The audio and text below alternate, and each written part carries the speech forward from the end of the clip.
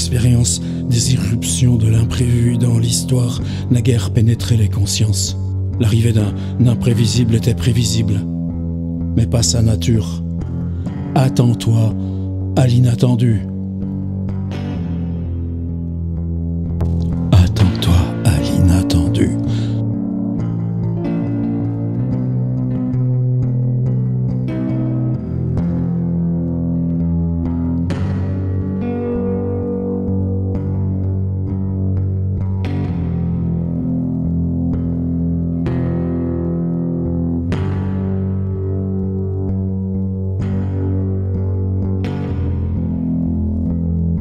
J'étais de cette minorité qui prévoyait des catastrophes en chaîne provoquées par le débridement incontrôlé de la mondialisation techno-économique, dont celle issue de la dégradation de la biosphère et de la dégradation des sociétés. Je n'avais nullement prévu la catastrophe virale.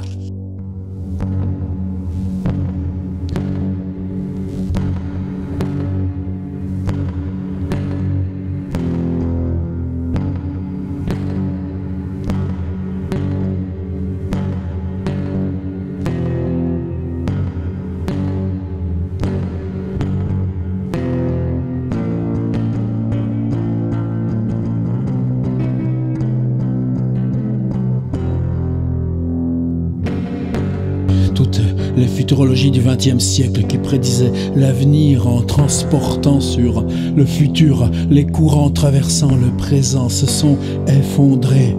L'expérience des irruptions de l'imprévu dans l'histoire n'a guère pénétré les consciences. L'arrivée d'un imprévisible était prévisible, mais pas sa nature. Une crise, au-delà de la déstabilisation et de l'incertitude qu'elle apporte, se manifeste par la défaillance des régulations d'un système qui, pour maintenir sa stabilité, inhibe ou refoule les déviances. Cessant d'être refoulées, ces déviances deviennent des tendances actives qui, si elles se développent, menacent de plus en plus de dérégler et de bloquer le système en crise dans les systèmes vivants et surtout sociaux.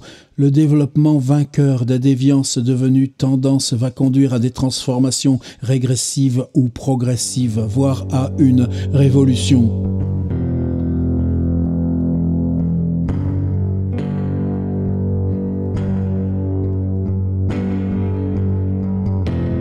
Cette épidémie nous apporte un festival d'incertitudes. Nous ne savons pas les mutations que subit ou pourra subir le virus au cours de sa propagation. Nous ne savons pas quand l'épidémie régressera et si le virus demeurera endémique. Nous ne savons pas jusqu'à quand, jusqu'à quel point le confinement nous fera subir empêchements, restrictions, rationnements. Nous ne savons pas quelles seront les suites politiques, économiques, nationales, planétaires de restrictions apportées par les confinements. Nous ne savons pas si nous devons en attendre du pire, du meilleur, un mélange des deux. Nous allons vers de nouvelles incertitudes. Nous allons vers de nouvelles incertitudes. Les connaissances se multiplient de façon exponentielle, du coup elles débordent notre capacité de nous les approprier. Surtout, elles lancent le défi de la complexité. Comment confronter, sélectionner, organiser ces connaissances de façon adéquate en les reliant, en intégrant l'incertitude. Pour moi, cela révèle une fois de plus la carence du mode de connaissance qui nous a été inculqué, qui nous fait disjoindre ce qui est inséparable et réduire à un seul élément ce qui forme un tout, à la fois un et divers. La révélation foudroyante des bouleversements que nous subissons est que tout ce qui semblait séparé est relié, puisqu'une catastrophe catastrophise en chaîne la totalité de tout ce qui est humain.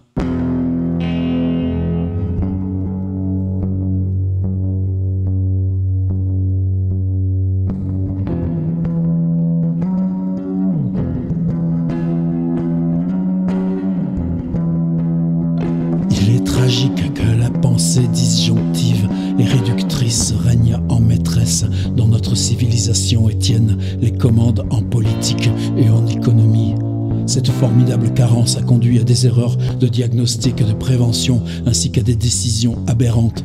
J'ajoute que l'obsession de la rentabilité chez nos dominants et dirigeants a conduit à des économies coupables, comme pour les hôpitaux et l'abandon de la production de masques en France. Les carences dans le mode de pensée jointes à la domination incontestable d'une soif effrénée de profit sont responsables d'innombrables désastres humains.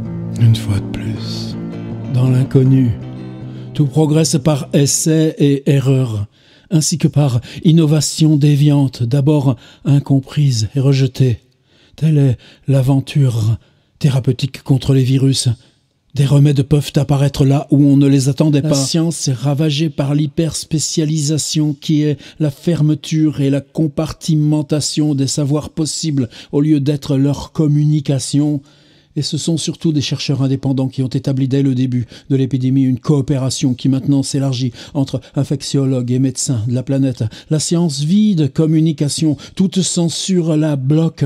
Aussi nous devons voir les grandeurs de la science contemporaine en même temps que les faiblesses.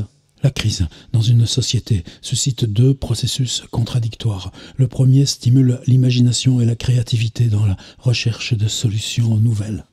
Le second est soit la recherche du retour à une stabilité passée, soit l'adhésion à un salut providentiel, ainsi que la dénonciation ou l'immolation d'un coupable.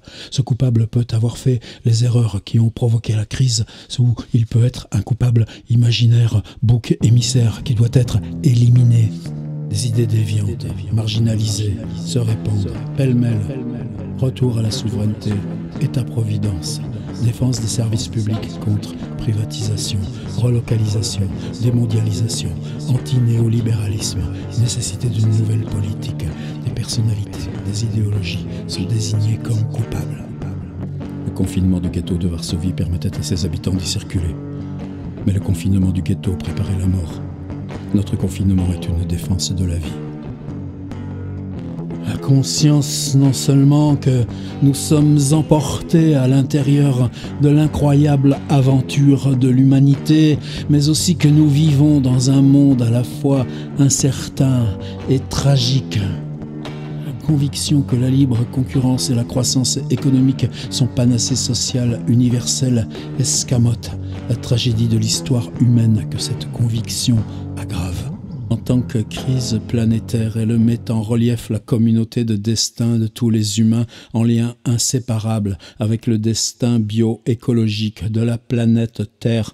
Elle met simultanément en intensité la crise de l'humanité qui n'arrive pas à se constituer en humanité. En tant que crise économique, elle secoue tous les dogmes gouvernant l'économie. Elle menace de s'aggraver en chaos et pénurie dans notre avenir. En tant que crise nationale, elle révèle les carences d'une politique ayant favorisé le capital aux dépens du travail et sacrifié prévention et précaution pour accroître la rentabilité et la compétitivité. En tant que crise sociale, elle met en lumière crue les inégalités entre ceux qui vivent dans de petits logements peuplés d'enfants et parents et ceux qui ont pu fuir pour leur résidence secondaire au vert.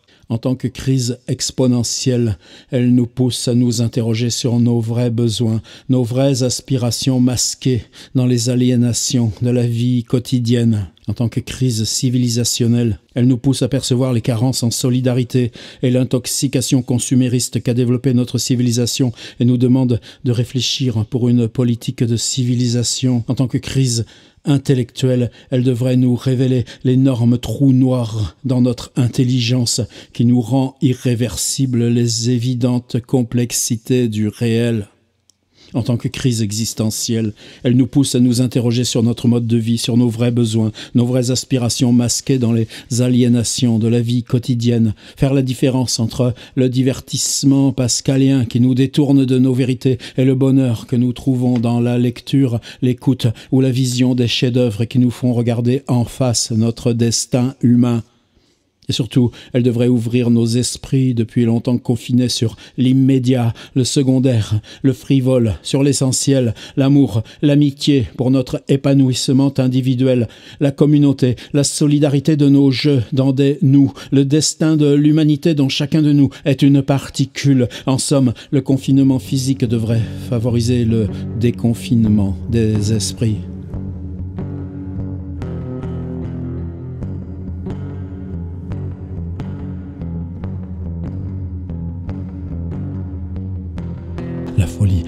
historique du transhumanisme porte au paroxysme le mythe de la nécessité historique du progrès et celui de la maîtrise par l'homme non seulement de la nature mais aussi de son destin, en précisant que l'homme accédera à l'immortalité et contrôlera tout par l'intelligence artificielle. Or, nous sommes des joueurs joués, des possédants possédés, des puissants débiles. Si nous pouvons retarder la mort par vieillissement, nous ne pourrons jamais éliminer les accidents mortels où nos corps seront écrabouillés. Nous ne pourrons jamais nous défaire des bactéries, des virus qui sans cesse s'automodifient pour résister aux remèdes antibiotiques, antiviraux, vaccins.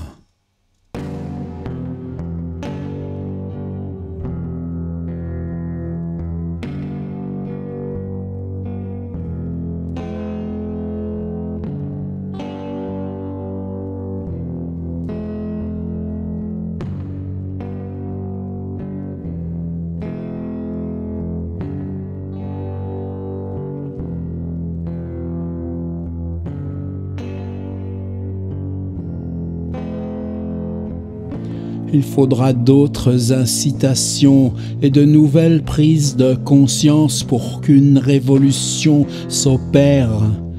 Il y a espoir que la lente évolution commencée s'accélère. Que garderons-nous, nous citoyens, que garderont les pouvoirs publics de l'expérience du confinement? Une partie seulement? Tout sera-t-il oublié, chloroformé, folklorisé? Ce qui semble très probable est que la propagation du numérique amplifiée par le confinement continuera avec ses aspects à la fois négatifs et positifs. La sortie du confinement sera-t-elle le commencement de la sortie de la méga-crise ou son aggravation? Boom ou dépression? Énorme crise économique? Crise alimentaire mondiale? Poursuite de la mondialisation ou repli autarcique? Y aura-t-il un nouvel essor de vie conviviale et aimante vers une civilisation où se déploie la poésie de la vie, où le je s'épanouit dans un nous? Quel sera l'avenir de la mondialisation? Le néolibéralisme ébranlé reprendra-t-il les commandes? Les nations géantes s'opposeront-elles plus que par le passé? Les conflits armés, plus ou moins atténués par la crise, s'exaspéreront-ils? Y aura-t-il un élan international salvateur de coopération? Y aura-t-il quelques progrès politiques, économiques, sociaux, comme il y en eut peu après la Seconde Guerre mondiale? Est-ce que se prolongera, s'intensifiera le réveil de solidarité provoqué pendant le confinement, non seulement pour les médecins et infirmières, mais aussi pour les derniers de cordée, éboueurs, manutentionnaires, livreurs, caissières, sans qui nous n'aurions pu survivre, alors que nous avons pu nous passer de MEDEF et de CAC 40. Les pratiques solidaires innombrables et dispersées d'avant-épidémie s'en trouveront-elles amplifiées? Les déconfinés reprendront-ils le cycle chronométré, accéléré, égoïste, consumériste?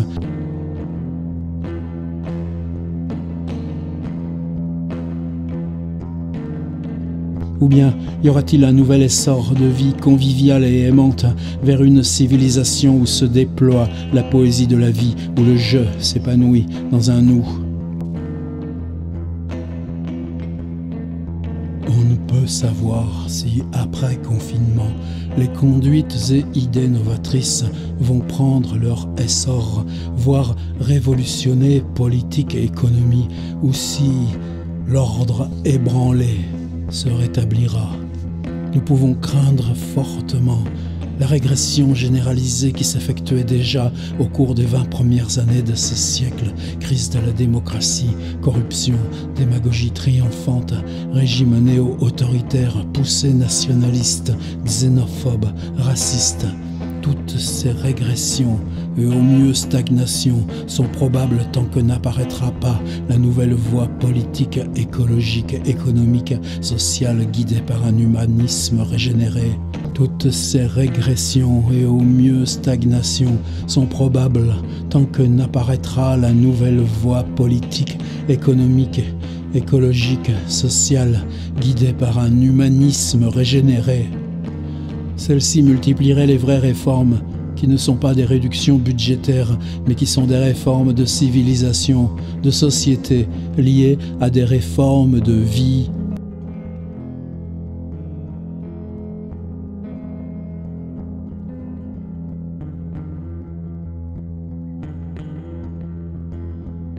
L'après-épidémie sera une aventure incertaine, où se développeront les forces du pire et celles du meilleur, ces dernières étant encore faibles et dispersées.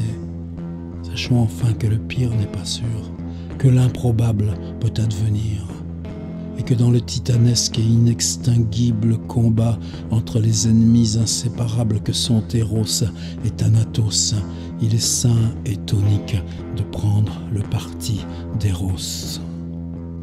Toute crise me stimule, et celle-là, énorme. Toute crise me stimule énormément. Et celle-là, énorme, me stimule, et celle-là, énorme, me stimule énormément.